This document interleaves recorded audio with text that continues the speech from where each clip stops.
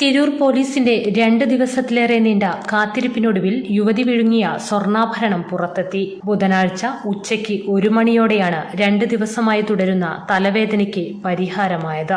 സംഭവത്തിൽ അറസ്റ്റിലായ നിറമരുതൂർ സ്വദേശിനി മലയിൽ ദിൽഷാദ് ബീഗത്തിനെ പോലീസ് കോടതിയിൽ ഹാജരാക്കി.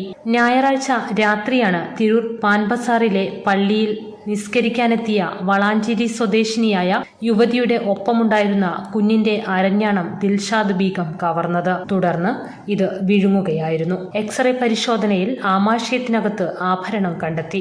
കുടുംബം പരാതി നൽകിയതിനെ തുടർന്ന് പോലീസ് കേസെടുത്തു. അതോടെ തൊണ്ടി മുതൽ കണ്ടെടുക്കൽ പോലീസിന് തലവേദനയായി. ആഭരണം പുറത്തെടുക്കാനായി ദിൽഷാദ് ബീഗത്തെ തിരൂർ ജില്ലാ ആശുപത്രിയിലും മഞ്ചേരി മെഡിക്കൽ കോളേജ് ആശുപത്രിയിലും കൊണ്ടുപോയെങ്കിലും വിജയിച്ചില്ല.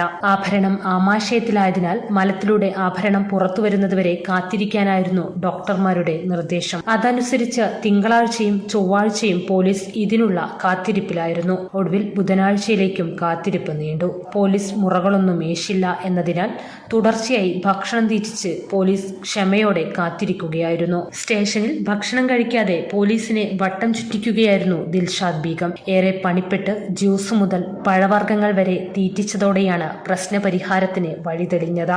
ഞായറാഴ്ച മുതലുള്ള തലവേദനയ്ക്കാണ് ബുധനാഴ്ച ഉച്ചയോടെ പരിഹാരമായത്.